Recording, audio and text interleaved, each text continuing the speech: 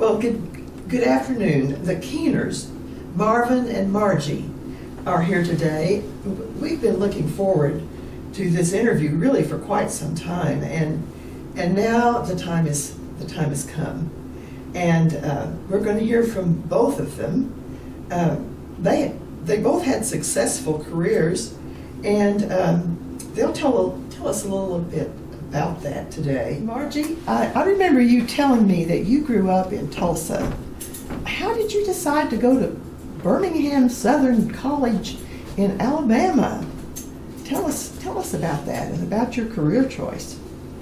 Okay, I have a cousin and who went to Birmingham Southern, and she lived in Birmingham. And her mother had graduated from Birmingham Southern, and her mother kept pushing me to go to Birmingham Southern. I had never heard of it before, but then I had my aunt and my cousin telling me how great it was. So I went to my first college session, and it had down there, what's your major? And I said I didn't know, that we were just going to go for a while. So then I met different people, and we had this group of friends, and Marvin was in the group. And so they were all math people. All math people. Thank you. We were all math majors. I wasn't until I got in the group, and I decided I'm not going to be the only one. And so we took classes together, and I stayed on and got a master's degree. Marvin stayed on. Teaching certificate. With a teaching certificate.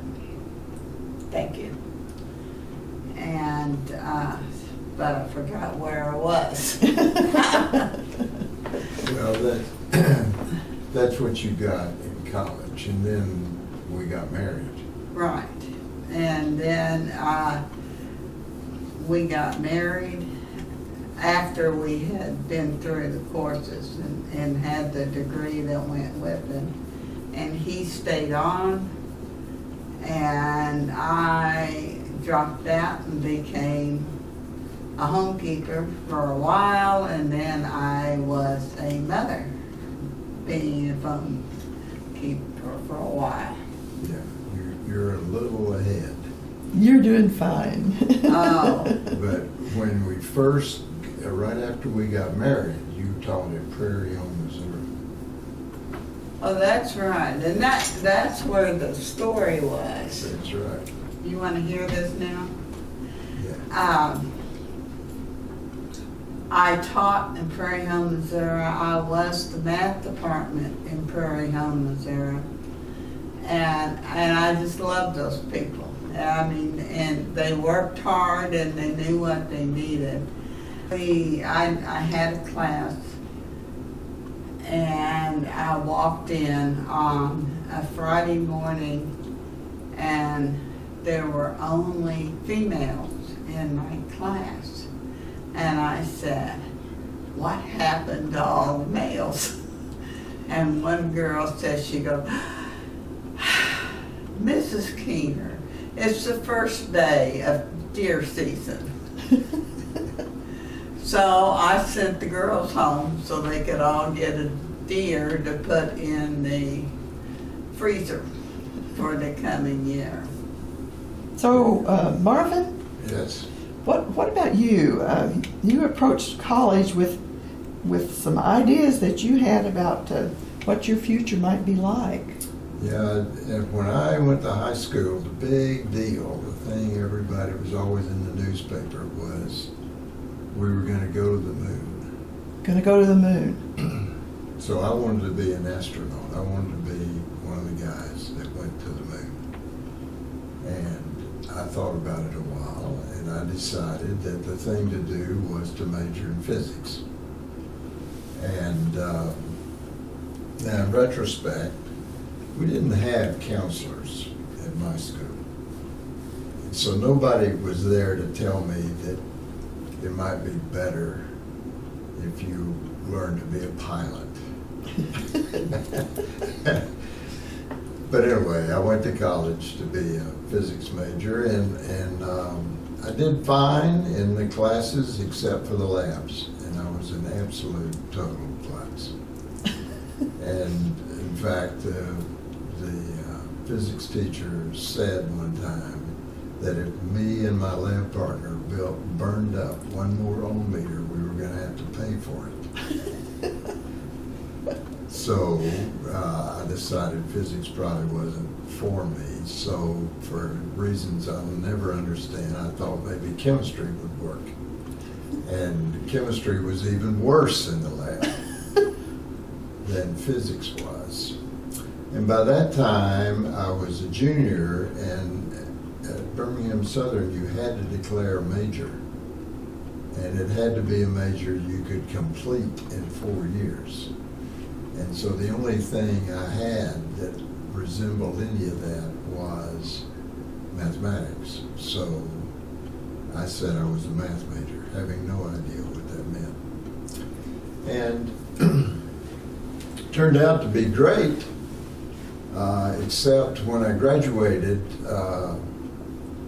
the only job I could get was selling power at Alabama Power Company. It was like working for OG&E here at an entry-level position. So I decided the thing to do was to go to graduate school, because there was something new in the air about computers. There was this notion of computers, and if you wanted to make it in computers, then you studied mathematics. That was the word. And they didn't have things like computer science degrees in those days. That was not... Too soon. Yeah, it wasn't there. So I went to Missouri to go to graduate school with the idea to get a master's degree, and when I'd get a master's degree, then I'd get a job. And I was married, and all that was to be well and good, except when I graduated from college, my advisor said, "You're supposed to tell the Selective Service Administration that you graduated so they can reclassify you." And so I went to my draft board and I told them that I graduated, and they told me, "Oh, don't worry about it. We don't get around to reclassifying people till like November. And you'll already be in graduate school, and it'll be seamless. You won't even notice any difference."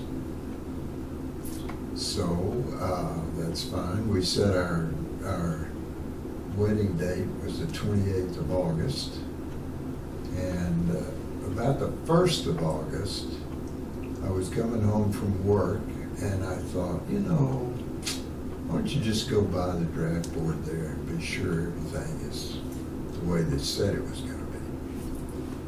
And so I went by on my way home from work, and I walked in, told them who I was, asked them what the deal was, and they looked me up and they said, "Oh yeah, on the 28th of August, you're going to be in Montgomery, Alabama doing a physical. And then you'll be drafted." And I said, "Well, no, I can't do that, because I'm going to be in Tulsa, Oklahoma to get married on the 28th of August. And they said, "No, you're going to be in Montgomery, Alabama on the 28th of August. So then we had a long, drawn-out thing about whether I was really going to go to graduate school. The members of the draft board, there were 3 of them. None of them believed I was actually going to go to graduate school. They just thought I was trying to avoid the draft. And no matter what I said, they didn't believe it. And so I I had the head of the department, mathematics department in Columbia, write a letter saying I was going to be in graduate school. And they told me that, well, we don't know who Paul Burcham is. He could just be a friend of yours. We don't. I said, but it's on the letterhead. Well, anybody can get letterheads. Doesn't mean a thing. And so we went through all this, and finally, they told me that, okay, you say you're going to be there.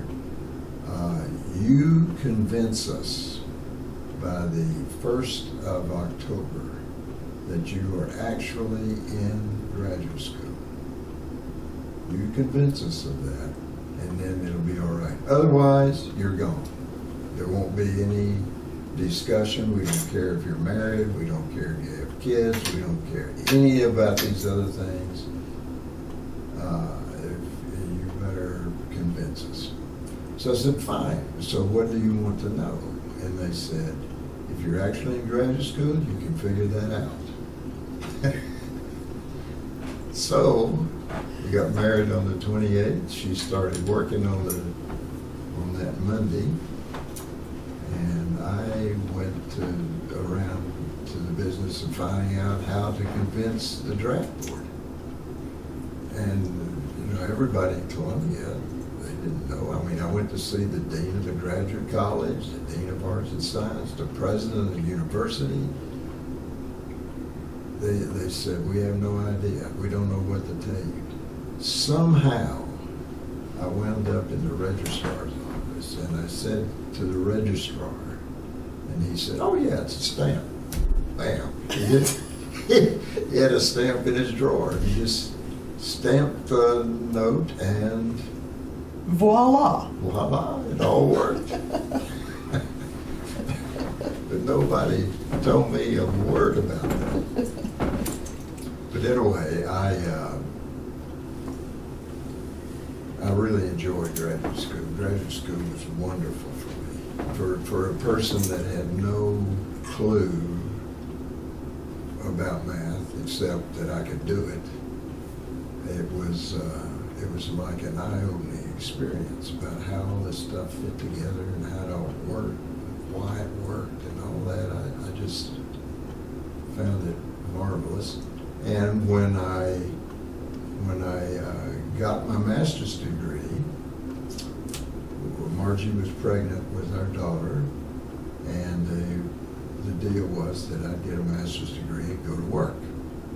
It was always about Marvin needs to go to work. And so I did. I got a job offer from Bell Labs, which is a real great place to work in those days. But the thing about it was that they really wanted me to have a PhD. They didn't think a lot of my master's degree, because they were into setting up the satellite communications around the planet that they were eventually used for cell phones. And Bell Labs was designing how all that would work, including how you get them up there.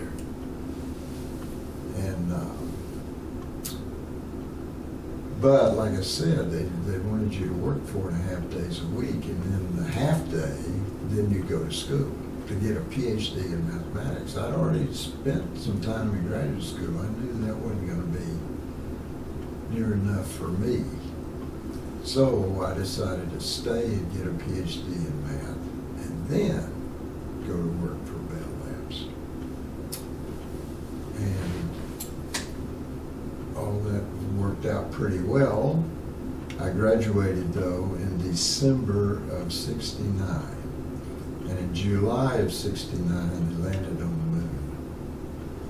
And when they landed on the moon, the government extracted all the money that they had been spending on the space program, aerospace in general. So all these people from Lockheed and Boeing and NASA and all these national labs, all those people didn't have a job anymore. And so there were almost virtually no jobs in mathematics for a brand new PhD, except OSU hired me, and I was forever grateful. No idea how to tell my wife we'd spent these 4 years for me to get this big fancy degree, and then there was no job. Didn't think she'd understand that very well. And so that's how I wound up at OSU. And I was very happy to be there. And it turned out to be a great place for me. Just a wonderful.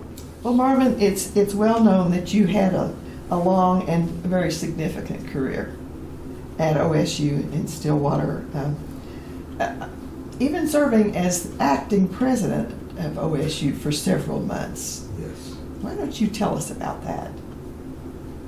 Well, like I said, I got hired at OSU, and I was very happy, and I just went up the academic ranks, up to full professor, and then I spent 3 years in the dean's office. And when I was in the dean's office...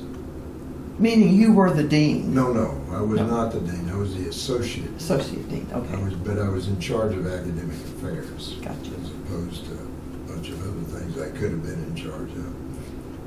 And we had a president that kind of got in trouble and had to resign.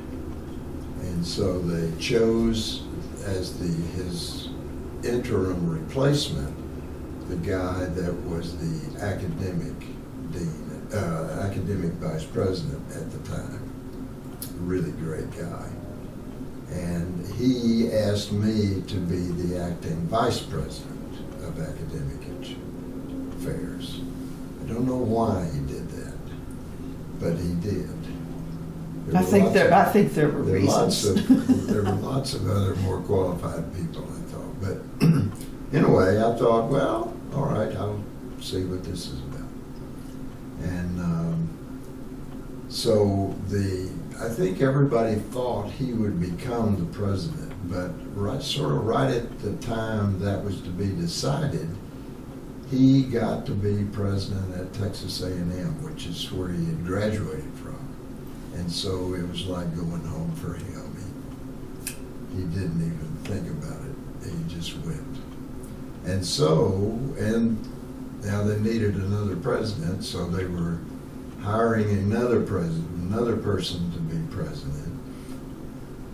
But the acting president left at the end of April. The new president wasn't going to show up until August. So there was that 3-month period where they didn't have a president. So they just said, Marvin, you're the president. So you got sign the documents, you do these trivial things that presidents do. Just don't get too carried away, I guess. So that's how I got to be president for 3 months. President and it was, for 3 months. It was a learning experience. It was something else. I tell you this, it has certainly been a pleasure getting better acquainted with the Keeners, and we are so glad that you are here at Epworth Villa. Thank you. And thank you so much for participating in this. Thank you. Thank you.